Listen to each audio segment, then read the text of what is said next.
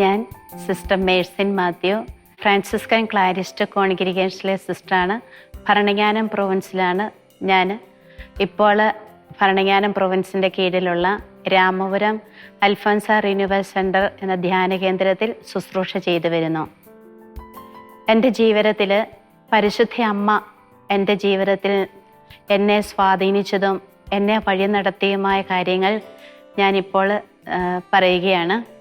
എൻ്റെ ജീവിതത്തിൻ്റെ തുടക്കം മുതലേ എൻ്റെ മാതാപിതാക്കൾ മരിയ ഭക്തിയിൽ എന്നെ ധാരാളമായി എന്നെ വളർത്തിയവരാണ്. എല്ലാ ശനിയാഴ്ചയും നിത്യസഹായ മാതാവിൻ്റെ നൊവേനയും വിശുദ്ധ കുർബാനയിലും പങ്കെടുക്കാൻ എൻ്റെ അമ്മ എന്നും എന്നെ രാവിലെ എഴുന്നേൽപ്പിച്ച് വിശുദ്ധ കുർബാനയിൽ പങ്കെടുക്കാൻ എന്നെ പള്ളിയിലേക്ക് പറഞ്ഞയക്കുമായിരുന്നു. അതുപോലെ തന്നെ എൻ്റെ വീട്ടിൽ എൻ്റെ ഓർമ്മ വെച്ച നാൾ മുതൽ ഇന്നേ നാൾ വരെ ഒരു ദിവസം പോലും ജപമാല മുടങ്ങിയിട്ടില്ല. വീട്ടിലെൻ്റെ സഹോദരങ്ങളുടെ വിവാഹവും മറ്റ് ആഘോഷങ്ങളും ഒക്കെ വന്നാലും ഒരിക്കൽ പോലും മുടങ്ങാതെ പോകുന്ന ഒരു വീട്ടിലെ കുടുംബ പ്രാർത്ഥനയാണ് ജപമാല. അങ്ങനെ പരിശുദ്ധ അമ്മയോടുള്ള സ്നേഹത്തിൽ വളരാൻ എന്നെ സഹായിച്ചത് എൻ്റെ മാതാപിതാക്കൾ തന്നെയാണ്. അവരുടെ ജീവിതത്തിലൂടെ ലഭിച്ച മരിയഭക്തി എന്നെ മുൻപോട്ട് നയിച്ചു. അങ്ങനെ മഠത്തിൽ പോകാൻ എനിക്ക് ചെറുപ്പകാലം മുതലേ എനിക്ക് ആഗ്രഹമുണ്ടായിരുന്നു. അങ്ങനെ ഞാൻ വളർന്നു വന്ന സാഹചര്യങ്ങളിൽ എൻ്റെ സഹോദരങ്ങൾ എന്നോട് പറയുമായിരുന്നു, നിനക്ക് മഠത്തിൽ ചെന്നാൽ ജീവിക്കാൻ ബുദ്ധിമുട്ടായിരിക്കും, നിനക്ക് ആ വിളിയില്ല എന്നല്ല. അങ്ങനെ ഞാൻ ഏകദേശം എൻ്റെ മഠത്തിൽ ചേരുന്ന ഒരു സമയത്ത് മഠത്തിൽ ചേരുന്നതിനെ കുറിച്ച് ചിന്തിച്ചു. പക്ഷേ സഹോദരങ്ങളെല്ലാവരും മഠത്തിൽ സന്യാസ ജീവിതം ജീവിക്കാൻ നിനക്ക് ബുദ്ധിമുട്ടായിരിക്കും എന്ന ആ വാർത്ത എൻ്റെ മനസ്സിൽ കിടപ്പുണ്ട്. ഉണ്ടോ ഇല്ലയോ എന്നുള്ളത് എനിക്ക് ഉറപ്പ് വരുത്തണം. അപ്പം എനിക്ക് ഏക ആശ്രയം പരിശുദ്ധ അമ്മ മാത്രമേ ഉള്ളൂ. അങ്ങനെ ഞാൻ അമ്മയോട് പ്രാർത്ഥിക്കാൻ തുടങ്ങി. അമ്മേ, എങ്ങനെയും എനിക്ക് ദൈവവിളി ഉണ്ടോ, ഞാൻ മഠത്തിലാണോ, എൻ്റെ ജീവിതാവസ്ഥ സന്യാസ ജീവിതമാണോ എന്ന് എനിക്ക് വെളിപ്പെടുത്തി തരണേ എന്നിങ്ങനെ പ്രാർത്ഥിച്ചു. ആ സമയങ്ങളിലെല്ലാം ഞാൻ ആഗ്രഹിച്ചത്, എനിക്ക് ഭരണങ്ങാനത്ത് അൽഫോൻസാമ്മയെ വളരെയധികം ഇഷ്ടമായിരുന്നു. അങ്ങനെ അൽഫോൻസാമ്മയുടെ മഠത്തിൽ ചേരണമെന്നുള്ള ആഗ്രഹമായിരുന്നു. അതിനുള്ള സാഹചര്യത്തിന് വേണ്ടി ഞാനിങ്ങനെ പലപ്പോഴും അന്വേഷിച്ചു. പക്ഷേ ഒന്നും എത്തിപ്പെടുന്നില്ല. കാരണം എൻ്റെ വീട് കാഞ്ഞിരപ്പള്ളി രൂപതയിലെ കൊല്ലമള ഇടവകയിലായിരുന്നു. അങ്ങനെ എൻ്റെ ഫാദർ സൺഡേ സ്കൂളിൽ അധ്യാപകനായ സമയത്ത് ആ സമയത്തെ സ്റ്റാഫ് ടൂറ് ഭരണങ്ങാനം, ചാവറയച്ചൻ്റെ മാന്നാനം, അങ്ങനെ വിശുദ്ധരുടെ സ്ഥലം കബറിടം സന്ദർശിക്കാൻ പോയപ്പോൾ എൻ്റെ ചാച്ചൻ എന്നെ കൂടി ആ ടൂറിൽ സംബന്ധിപ്പിക്കാനായിട്ട് എന്നെ വിളിച്ചു. അങ്ങനെ ഭരണങ്ങാനത്ത് ഞാൻ എത്തി. ഭരണങ്ങാനത്ത് അൽഫോൻസാമ്മയുടെ കബറിടത്തങ്ങ് പ്രാർത്ഥിച്ചപ്പോൾ എൻ്റെ ദൈവവിളിയുമായി ഒന്നുകൂടി എനിക്ക് ഉറപ്പിക്കാൻ പറ്റി. പക്ഷേ ഭരണങ്ങാനം പ്രൊവിൻസും ക്ലാരമഠവുമായിട്ട് ഒരു ബന്ധം സ്ഥാപിക്കാൻ എനിക്ക് സാധിക്കുകയില്ലായിരുന്നു. അങ്ങനെ തിരിച്ച് വീട്ടിൽ വന്ന് പ്രാർത്ഥനാപൂർവ്വം വീണ്ടും മുമ്പോട്ട് പോയി. അപ്പം വീട്ടിൽ എൻ്റെ പേരൻസും സഹോദരങ്ങളും ചോദിക്കാൻ തുടങ്ങി, ഇനി എന്താ മുമ്പോട്ടെന്ന്. പക്ഷെ സഹോദരങ്ങളുടെ അഭിപ്രായത്തിൽ മുമ്പ് സൂചിപ്പിച്ചതുപോലെ സന്യാസ ജീവിതം നിനക്ക് ഒട്ടും പറ്റുകയില്ല, നിന്റെ സ്വഭാവത്തിന് നീ പോയാൽ തിരിച്ചു പോരുകയുള്ളൂ എൻ്റെ സഹോദരങ്ങളുടെ അഭിപ്രായം കേട്ട് കഴിഞ്ഞപ്പോൾ ഒരു പേടി ഉള്ളിൽ, ഇത് വേണോ വേണ്ടായോ എന്ന്.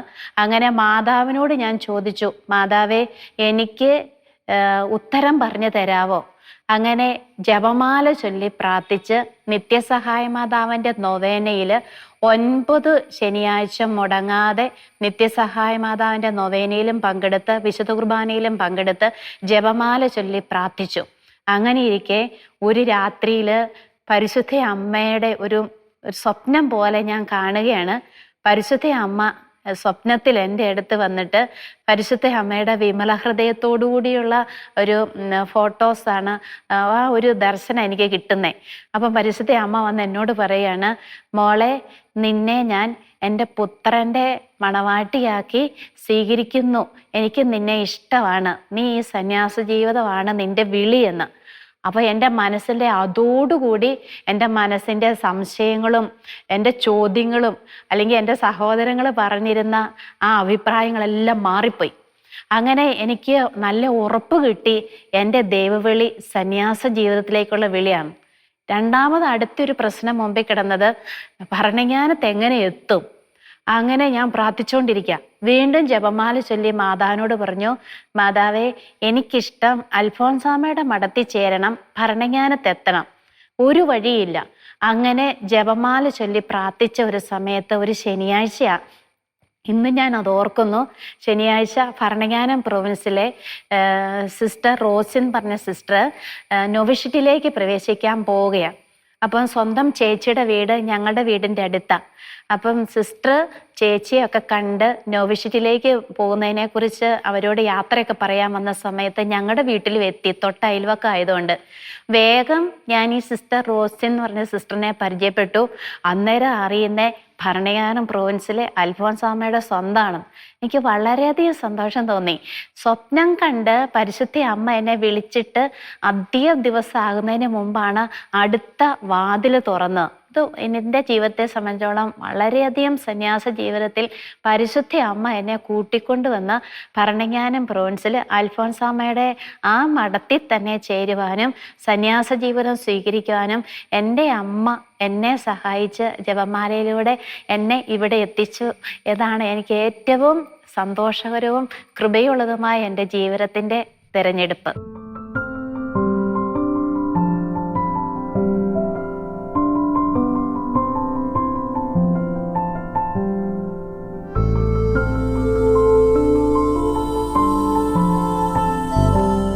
യാത്രയിലുള്ള പരിശുദ്ധ അമ്മയുടെ സംരക്ഷണം എൻ്റെ ജീവിതത്തിലെ യാത്രാ അനുഭവങ്ങളിലെല്ലാം വളരെയധികം കൃപാപൂർണമായ അമ്മയുടെ സാന്നിധ്യം ഞാൻ അനുഭവിച്ചിട്ടുണ്ട്.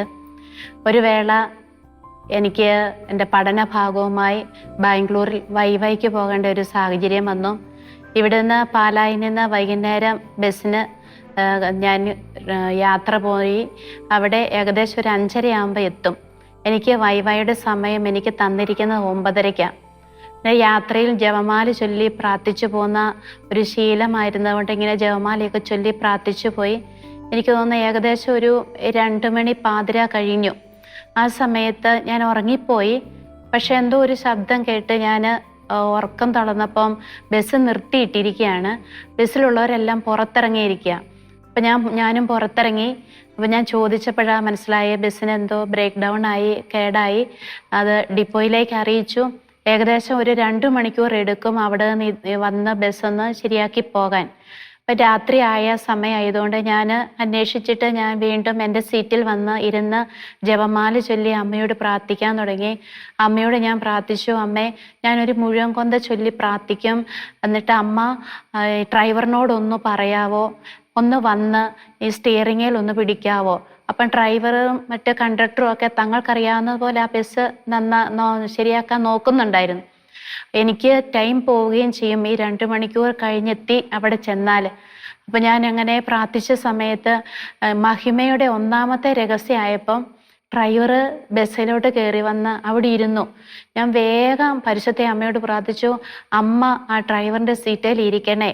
എന്നിട്ട് ഡ്രൈവർ സ്റ്റിയറിങ്ങെ പിടിക്കത്തേനും വേഗം വണ്ടി സ്റ്റാർട്ട് ചെയ്തു. എന്നെ സംബന്ധിച്ചോളം എൻ്റെ ജീവിതത്തിൻ്റെ ഏറ്റവും പ്രധാനപ്പെട്ട സമയമായിരുന്നു അത്. കാരണം സമയത്തെത്തിയില്ല എങ്കിൽ എനിക്ക് അന്നത്തെ ദിവസത്തെ മുഴുവനും മിസ്സാവുമായിരുന്നു. വാസ്തവത്തിൽ അന്ന് സമയത്തെത്താനും 8:45 എനിക്ക് കോളേജിലെത്താനും 9:30-ക്കുള്ള എൻ്റെ വൈവ എനിക്ക് അറ്റൻഡ് ചെയ്യാനും അതിലൂടെ എനിക്ക് വിജയം ലഭിക്കാനും സാധിച്ചു. എൻ്റെ യാത്രയിലെ പരിശുദ്ധ അമ്മയുടെ അനുഭവം എന്ന് പറയുന്നത് എൻ്റെ ജീവിതത്തിലെ ഇത് ഏറ്റവും വലിയ ഒരു ദൈവാനുഭവത്തിൻ്റെയും അമ്മ ഇടപെട്ടതിൻ്റെയും ഒരു സംഭവമായിരുന്നു. വീണ്ടും ഞാൻ ഓർക്കുന്നു, ഞാൻ സ്കൂളിൽ പഠിപ്പിച്ചതിന് ശേഷം ജോലി രാജിവെച്ച് പാലക്കാടുള്ള ധോണി മരിയ റിന്യൂവൽ സെൻ്ററിൽ ധ്യാന കേന്ദ്രത്തിൽ ശുശ്രൂഷ ചെയ്ത് വരവേ രാവിലെ അവിടുന്ന് പുറപ്പെട്ടു. ഇവിടെ ഭരണങ്ങാനത്ത് ഞങ്ങളുടെ പ്രൊവിൻസിലെ നൈറ്റ് വിജിൽ ജാഗരണ പ്രാർത്ഥന നടത്താൻ. അന്ന് മഴക്കാലമായിരുന്നു. എറണാകുളത്ത് പോകുന്ന ബസ്സാണ് എനിക്ക് കിട്ടിയത്. പക്ഷേ തൃശ്ശൂർ ഇറങ്ങി ഞാൻ വീണ്ടും പാലായ്ക്കുള്ള ബസ് കയറി. നല്ല മഴക്കാലം. തൊടുപുഴ കഴിഞ്ഞപ്പോൾ തൊട്ടേ ഭയങ്കര മഴ. എന്നിട്ട് വണ്ടിയിൽ ഇരുന്നിട്ട് പറയുന്നത് കേട്ടു, കൂട്ടിക്കൽ എന്ന സ്ഥലത്ത് ഉരുള് പൊട്ടി, അതുകൊണ്ടാണ് ഇത്. അപ്പം പാലായിലേക്കുള്ള ബസ്സുകളെല്ലാം നിർത്തലാക്കി. അവിടെ റോഡ് മുഴുവനും വെള്ളത്തിലാണ് എന്ന്. വാസ്തവത്തിൽ ഞാൻ വരുന്ന ട്രാഫിക് പ്രശ്നം കൂടെ ആയതുകൊണ്ട് ഞാൻ അന്ന് വൈകിയാണ് ബസ് വരുന്നതും. അപ്പോൾ എനിക്ക് മനസ്സിലായി എനിക്ക് അരുവത്തറ പ്രൊവിൻഷ്യൽ ഹൗസ് ഞങ്ങളുടെ അവിടെയാണ്, എത്തപ്പെടാൻ പറ്റുകയില്ല. ഇടയ്ക്ക് വെച്ച് പാലായിലെല്ലാം വെള്ളം കയറിയത് കൊണ്ട് എത്തുകയില്ല എന്നുള്ളത്. അപ്പം മൂന്നാനി എന്ന ഭാഗത്ത് മുഴുവനും വെള്ളമാണ് എന്ന്, റോഡ് മുഴുവൻ നിറഞ്ഞെന്ന്. ഞാൻ പരിശുദ്ധ അമ്മയോട് ജപമാല ചൊല്ലി പ്രാർത്ഥിച്ചു, അമ്മേ ഈ ബസ് ഒരിടത്തും കിടക്കാതെ ഞങ്ങൾ ഈ ബസ് അങ്ങ് എത്തുമ്പത്തേനും റോഡിലെ വെള്ളം ഇറങ്ങി അരുവത്തറ എനിക്ക് എത്തുന്നോടം വരെയും ഈ ബസ്സിലുള്ള എല്ലാ യാത്രക്കാർക്കും അമ്മ സംരക്ഷണം നൽകണേന്ന് പറഞ്ഞ് ജപമാല ചൊല്ലി പ്രാർത്ഥിക്കാൻ തുടങ്ങി. അങ്ങനെ പാല അടുക്കാറായത്തേനും ബസ്സിലുള്ളവർ പറയുന്നത് കേട്ടു, വെള്ളം താഴാൻ തുടങ്ങി. പാലായി വന്നതിന് ശേഷം ആ ട്രാൻസ്പോർട്ട് ഈരാറ്റുപേട്ട വരെയുള്ളതായിരുന്നു. മൂന്നാനി വഴിയായിരുന്നു ആ ബസ്. ഒരു കുഴപ്പമില്ലാതെ റോഡ് അതിലെ പോയപ്പം വെള്ളം മാറി റോഡ് തെളിഞ്ഞു കണ്ടു. ഭയങ്കര ഒരു അനുഭവമായിരുന്നു. ഒരു കേടും കൂടാതെ, ഒരു അപകടവും കൂടാതെ, ഒരിടത്തും താമസിക്കാതെ കൃത്യസമയത്ത് എനിക്ക് പ്രൊവിൻഷ്യൽ ഹൗസിൽ എത്താനും അന്നത്തെ ജാഗരണ പ്രാർത്ഥനയിൽ പങ്കെടുക്കാനും അത് മുമ്പോട്ട് കൊണ്ടുപോകാനും ദൈവം എന്നെ സഹായിച്ചു. അത് എപ്പോഴും ഓർമ്മിക്കുന്ന ഒരു കാര്യമാണ്. വീണ്ടും എൻ്റെ യാത്രയിൽ ഓർക്കുമ്പോൾ, യാത്രയിലെ അമ്മയുടെ സാന്നിധ്യം എന്ന് പറഞ്ഞു കഴിഞ്ഞാൽ എന്നെ സുപ്പീരിയേഴ്സ് റോമിന് പഠിക്കാൻ വേണ്ടി വിട്ടു. റോമിൽ ഞാൻ പഠിക്കാൻ ചെന്നപ്പോൾ എനിക്ക് ഇറ്റാലിയൻ അത്ര വശമില്ല. അപ്പം ഞാൻ ആദ്യം കോളേജിൽ യൂണിവേഴ്സിറ്റി പോവാം. അപ്പം പറഞ്ഞ് കാണാതെ പഠിച്ചു വെച്ചിട്ടുണ്ട് ചില വാക്കുകളൊക്കെ. എന്നിട്ട് എവിടെയാ ബസ് ഇറങ്ങേണ്ടതും പോകേണ്ടതെന്നറിയാം. പക്ഷേ ഞാൻ ഇറങ്ങിക്കഴിഞ്ഞിട്ട് അഞ്ചലിക്കൻ യൂണിവേഴ്സിറ്റിയിലേക്ക് പോകാനുള്ള വഴി മറന്നുപോയി. ചോദിക്കാൻ എനിക്കറിയത്തില്ല. ഇറങ്ങിക്കഴിഞ്ഞിട്ട് ഞാൻ ഒരു 2-3 പ്രാവശ്യം വട്ടം തിരിഞ്ഞു ആ കോളേജിൻ്റെ ചുറ്റോടും. പക്ഷെ കോളേജ് അതറിയത്തില്ല. എനിക്ക് പറയാനിട്ട് ഭാഷ അറിയില്ല. വേഗം ജപമാല കയ്യിലെടുത്തിട്ട് അമ്മയോട് പറഞ്ഞു, അമ്മേ വഴി തെറ്റിപ്പോയി അമ്മേ, എന്നെ ശരിക്ക് കോളേജിൻ്റെ മുറ്റത്തിലെത്തിക്കാവോ അമ്മേ. എന്നിട്ട് ഞാൻ അമ്മയോട് പറഞ്ഞു, ഞാൻ ഒരു ജപമാല ചൊല്ലി 10 നന്മ നിറഞ്ഞ പറയുമ്പം ചെല്ലുന്നതിൻ്റെ ഇടയ്ക്ക് ഞാൻ അമ്മയോട് പറഞ്ഞു, ഈ പോകുന്ന വഴിയെ തന്നെ ഞാൻ അങ്ങ് പോകും, അത് കോളേജിലേക്കായിരിക്കണേ എന്നും പറഞ്ഞ് ഞാൻ ഇതിനു മുമ്പ് 2 പ്രാവശ്യം ആ വഴിയെ പോയിട്ട് തിരിച്ചു പോന്നു, ഇതല്ല എന്ന്. പക്ഷെ ഈ പ്രാവശ്യം നന്മ നിറഞ്ഞ പറയുമ്പോൾ ചൊല്ലിയിട്ട് ഞാൻ പറഞ്ഞു, ഇത് തീരുന്നോടം വരെ അങ്ങ് വരെ ഞാൻ ചെല്ലും, ഇത് എവിടെയാണോ. 10 നന്മ നിറയവൻ ചൊല്ലി ഞാൻ നടന്നുകൊണ്ടിരിക്കുക. അങ്ങ് ചെന്ന് കഴിഞ്ഞപ്പോൾ ചെറിയൊരു ഗേറ്റ് കണ്ടു. അതിലെ ഞാൻ ശരിക്കും അതെൻ്റെ കോളേജിലേക്ക് എത്തി. അങ്ങനെ ഭാഷ അറിയത്തില്ലാത്ത ഒരു രാജ്യത്ത് ചെന്നിട്ട് കോളേജിൽ പോകാനായിട്ട് എനിക്ക് അറിയത്തില്ലാതെ വന്ന സമയത്ത് പരിശുദ്ധ അമ്മ എന്നെ അവിടെയും സഹായിച്ചു. എൻ്റെ ജീവിതത്തിൽ എപ്പോൾ യാത്രയ്ക്ക് എന്തെങ്കിലും ഒരു തടസ്സം വന്നാൽ ആ തടസ്സങ്ങളെല്ലാം നീക്കുന്നത് പരിശുദ്ധ അമ്മയാണ്. അപ്പോൾ എൻ്റെ ഉള്ളിലെ ഒരു ചിന്ത, പരിശുദ്ധ അമ്മ ഉണ്ണീശോയ്ക്ക് ഒരു അപകടം ഉണ്ടാകാതെ രാത്രിക്ക് ബെത്ലഹേമിൽ നിന്നും നസ്രസിൽ നിന്ന് ഈജിപ്തിലേക്കും പോയല്ലോ. അപ്പോൾ അതേപടി പരിശുദ്ധ അമ്മ എന്നെ യാത്രയിൽ ഒരപകടവും കൂടാതെ ഇതുവരെ എൻ്റെ യാത്രയിൽ എൻ്റെ പരിശുദ്ധ അമ്മ എന്നോടൊപ്പം ഉണ്ടായിരുന്നു. ജപമാലയിലൂടെ ലഭിച്ച ആ കൃപയാണ് എന്ന് ഞാൻ വിശ്വസിക്കുകയും ചെയ്യുന്നു.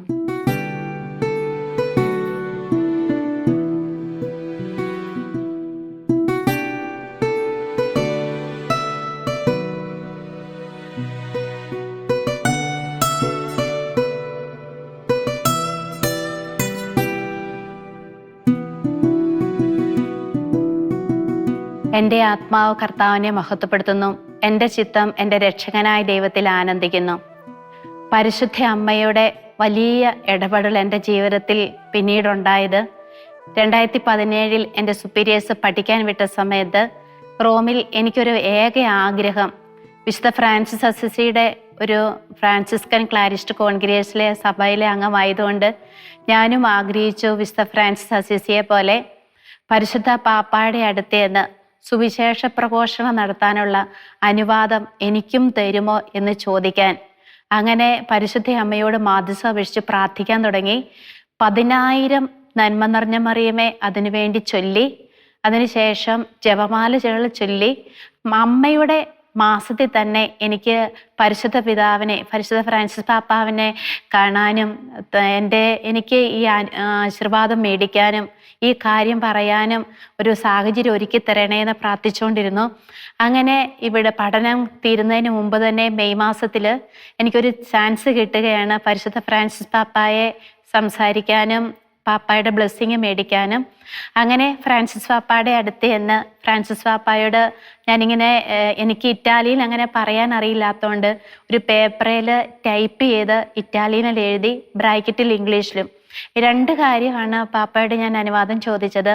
ഒന്ന്, തിരുസഭയിൽ സുവിശേഷ ശുശ്രൂഷ ചെയ്യാൻ വേണ്ടിയുള്ള അനുവാദവും അതിനുള്ള ആശീർവാദവും. 2, ലോകപാപങ്ങൾക്ക് പരിഹാരം ചെയ്യാനുള്ള അനുവാദവും ആശീർവാദവും. അങ്ങനെ പാപ്പായുടെ കയ്യിലേക്ക് ഈ പേപ്പർ കൊടുത്തു.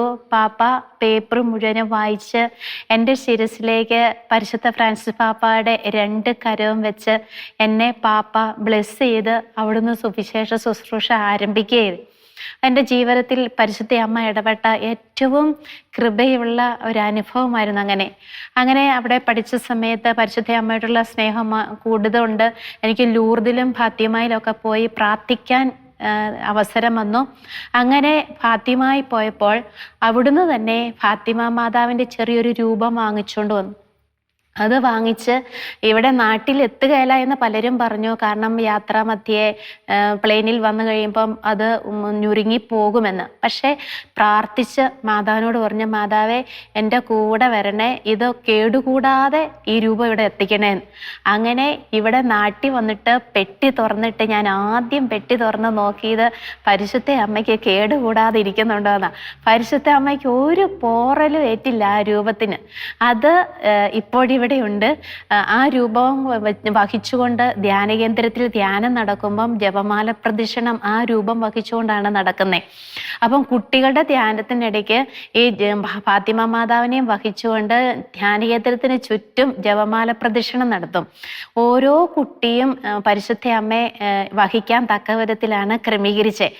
അങ്ങനെ കുട്ടികൾ പറഞ്ഞതിൽ ഒരു അനുഭവം എൻ്റെ ഓർമ്മയിൽ വന്നത്, ഒത്തിരി അനുഭവങ്ങളിൽ കുഞ്ഞുങ്ങൾ പറഞ്ഞ് അവർ മാതാവിനെ വഹിച്ചുകൊണ്ട് പോയപ്പം കയ്യിലെ അവരുടെ അലർജി, ചൊറിഞ്ഞു തടിക്കുന്ന ഈ സ്വഭാവം. ഇനി ഒരു കൊച്ചു പറഞ്ഞത് ആ കുഞ്ഞിൻ്റെ കയ്യിലെ ഈ അരിമ്പാറ പോലത്തെ ഒരു ചെറിയ സാധനം ഇങ്ങനെ ശരീരത്തിലുണ്ടാകുന്നത്, ആ അരിമ്പാറ മാതാവിനെയും വഹിച്ചുകൊണ്ടുള്ള ജപമാല പ്രദക്ഷിണം കഴിഞ്ഞ് പിറ്റേ ദിവസം ധ്യാനം കഴിഞ്ഞ് പോകാൻ നോക്കിയപ്പം കൊച്ചിൻ്റെ കയ്യിലെ അരിമ്പാറ കണ്ടില്ല, സൗഖ്യപ്പെട്ടു. അങ്ങനെ ഫാത്തിമ മാതാവിൽ നിന്നും ജപമാലയിലൂടെ നമുക്ക് ഒത്തിരി അനുഭവങ്ങളും അത്ഭുതങ്ങളും ധ്യാനകേന്ദ്രത്തിൽ ലഭിക്കുന്നുണ്ട്. കൂടാതെ ഈ ധ്യാനത്തിനിടയ്ക്ക് കുട്ടികൾ ശബ്ദം ഉണ്ടാക്കും. അവരോട് മാതാവിനോട് ജപമാല ചൊല്ലി പ്രാർത്ഥിക്കാൻ പറയും. എങ്കിലും ആദ്യത്തെ ദിവസമൊക്കെ അത്ര ശ്രദ്ധിക്കുകയില്ല. അപ്പം ഞാൻ പരിശുദ്ധ അമ്മയോട് പറയും, അമ്മേ ഓരോ കുഞ്ഞിൻ്റെ അടുത്ത് അമ്മ അടുത്ത് എന്നിട്ട് അമ്മ ഇവരെ നിയന്ത്രിക്കണേന്ന്. അങ്ങനെ കഴിഞ്ഞ മെയ് മാസത്തിൻ്റെ ധ്യാനത്തിനിടയ്ക്ക് കണ്ട ഒരു കാര്യം, കുട്ടികൾ നേരത്തെ ഭക്ഷണം കഴിഞ്ഞവർ, ഉച്ചയ്ക്കൊക്കെ ഭക്ഷണം നേരത്തെ കഴിഞ്ഞവർ ഹോളി വന്നതിന് ശേഷം പ്രാർത്ഥനാ പുസ്തകം എടുത്ത് ജപമാല കൊന്ത ഉപയോഗിച്ച് ജപമാല അവർ ഉറക്കെ ചൊല്ലി പ്രാർത്ഥിക്കുക, ആരും നിർബന്ധിക്കാതെ.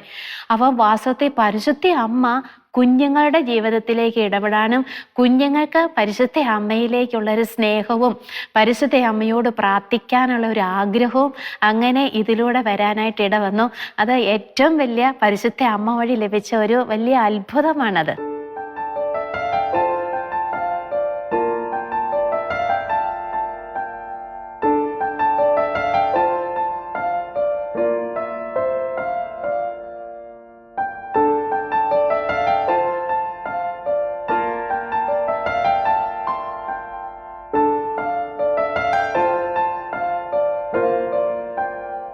അൽഫോൻസ റിന്യൂവൽ സെന്റർ ഈ ധ്യാന കേന്ദ്രം ആരംഭിച്ച് താമസിച്ചുള്ള ധ്യാനം തുടങ്ങിയപ്പോൾ ഇവിടുത്തെ ഏറ്റവും വലിയൊരു പ്രശ്നം വെള്ളം ആവശ്യത്തിന് ഇല്ലാതിരിക്കുന്നു എന്നതായിരുന്നു. താഴെ ഞങ്ങൾക്ക് ഫോർമേഷൻ ഹൗസ് ഉണ്ട്. അവിടെ നിന്നായിരുന്നു ഇവിടേക്ക് വെള്ളം ആവശ്യത്തിന് വന്നുകൊണ്ടിരുന്നത്. താഴെ മഠത്തിൽ കുഴക്കിണറും കിണറുമുണ്ട്. പക്ഷേ നല്ല വേനൽ വന്ന സമയത്ത് മഠത്തിലെ വെള്ളവും ഇല്ലാതായി. അങ്ങനെ വന്ന സമയത്ത് ശുശ്രൂഷകൾ മുടക്കം വരാനുള്ള സാധ്യതകൾ വന്നു.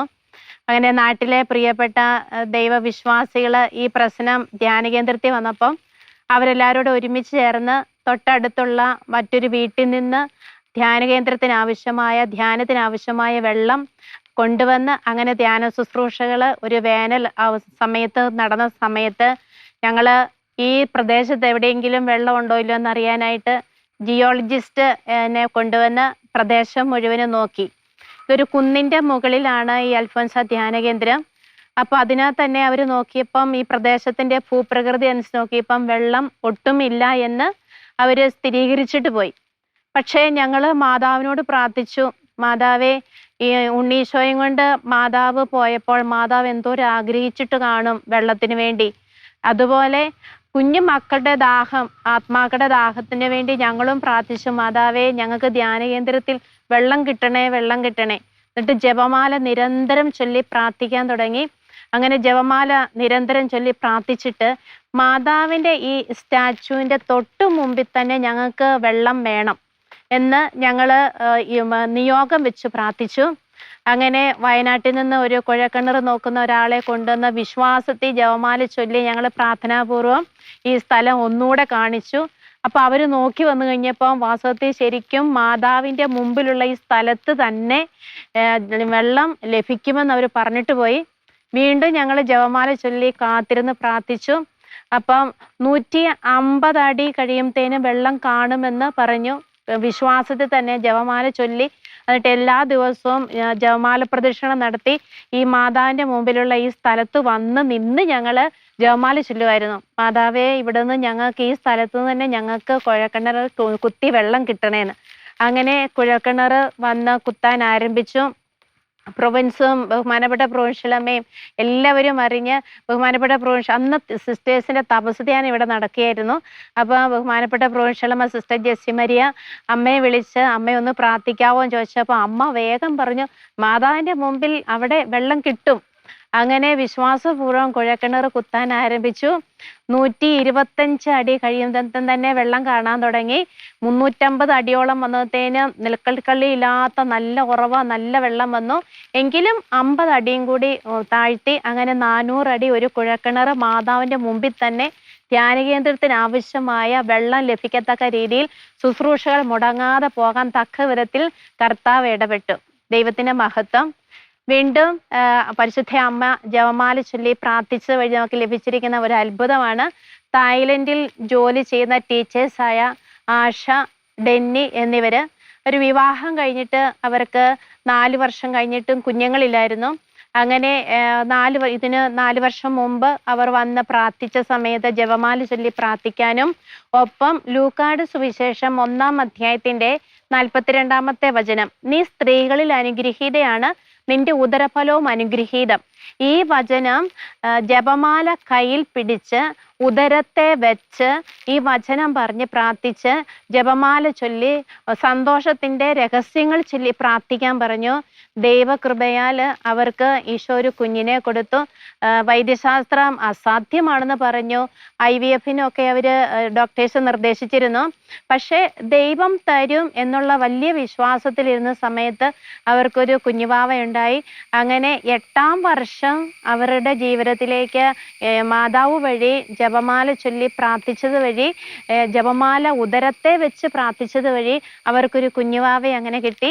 ഇതെല്ലാം മാതാവ് വഴി ലഭിച്ച അനുഗ്രഹങ്ങളാണ്. മാതാവ് നമുക്ക് വേണ്ടി നിരന്തരം മാധ്യസ്ഥം വഹിക്കുന്ന വലിയ അനുഭവത്തിലേക്ക് ഇത് ഞങ്ങൾക്ക് എല്ലാവർക്കും എത്താനായിട്ട് ഒരു കാരണമായി മാറി. ഇതുപോലെ മക്കളില്ലാതെ 4, 5, 8, 12 വർഷമായ ദമ്പതികൾ വന്ന് പ്രാർത്ഥിക്കാനായിട്ട് വന്നു. അവരിലേക്ക് ദൈവകൃപ വർഷിച്ച് അവർക്കെല്ലാവർക്കും ഇപ്പം മക്കളായി. അങ്ങനെ വലിയ ഒരു സന്തോഷ അനുഭവം നമുക്ക് ലഭിച്ചതുകൊണ്ട് ഒരു ഉണ്ണീശോയുടെ സ്റ്റാച്ചു ഇവിടെ ധ്യാനകേന്ദ്രത്തിൽ വെച്ച് മക്കളില്ലാത്ത ദമ്പതികൾക്ക് ഇപ്പം പ്രാർത്ഥിക്കാൻ വേണ്ടി ഒരു പ്രേരണ കിട്ടി. അങ്ങനെ അവർ തന്നെ സ്പോൺസർ ചെയ്ത് ഇവിടെ ഒരു ഉണ്ണീശോയുടെ രൂപം വെച്ചിട്ടുണ്ട് സ്റ്റാച്ചുവിൻ്റെ മുമ്പിൽ. ഞങ്ങൾ ഇപ്പോഴും ഇനിയും ദമ്പതികളുണ്ട് പ്രാർത്ഥിക്കാനായിട്ട് പറഞ്ഞിരിക്കുന്നു. അവർക്ക് വേണ്ടി ഞങ്ങൾ പ്രാർത്ഥിച്ചുകൊണ്ടിരിക്കുന്നു.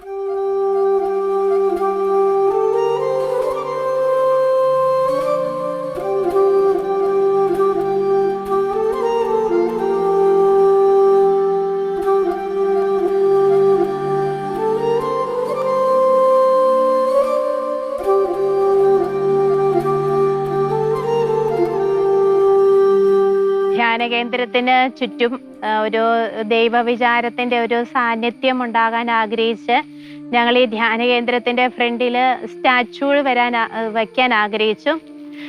പരിശുദ്ധ അമ്മയുടെയും ഈശോയുടെയും വിശുദ്ധ ഫ്രാൻസിസ് അസിസിയുടെയും രൂപങ്ങളാണ്.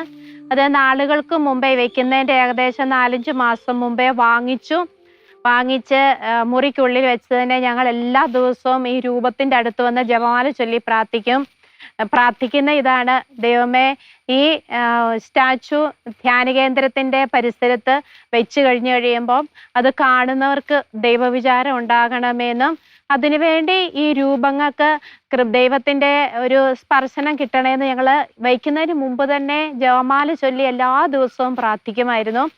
അങ്ങനെ ഇത് ഇവിടെ ധ്യാന കേന്ദ്രത്തിൻ്റെ പരിസരത്ത് വെച്ചതിന് ശേഷം ഇതിന് 2 വശത്തും ചില്ലുകളൊന്നുമില്ല.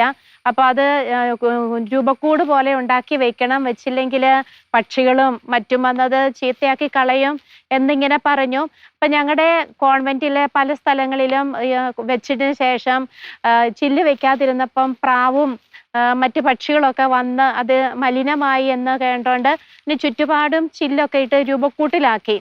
പക്ഷേ ഞങ്ങളിങ്ങനെ പ്രാർത്ഥിച്ചു, മാതാവേ, ഞങ്ങൾ ഇതുപോലെ 3 രൂപങ്ങൾക്കും അത്രയും ഇടുക എന്ന് പറയുമ്പോൾ കുറച്ച് പൈസ ചിലവുള്ളതാണല്ലോ. അപ്പോൾ മാതാവിനോട് ഞങ്ങൾ പ്രാർത്ഥിച്ചു, ജപമാല ചൊല്ലി പ്രാർത്ഥിച്ചു. പക്ഷേ ഇപ്പോൾ ഏകദേശം 1 വർഷത്തോളമായി ഈ രൂപങ്ങൾ ഇവിടെ വെച്ചിട്ട് ഈ രൂപത്തിൽ ഒരു പക്ഷിയും ഇന്നേ നാൾ വരെ വന്നിരുന്ന് അത് മലിനമാക്കുകയോ ഒന്നും ചെയ്തിട്ടില്ല. വളരെ ഭക്തിയോടുകൂടി ഈ രൂപത്തെ നമുക്ക് വണങ്ങാനും പ്രാർത്ഥിക്കാനൊക്കെ ഒരു സാഹചര്യം ഇതിൽ നിന്നും ജപമാല വഴി പരിശുദ്ധ അമ്മയോട് പ്രാർത്ഥിച്ചത് വഴി ഞങ്ങൾക്ക് ഈ ധ്യാന കേന്ദ്രത്തിന് ലഭിച്ചു.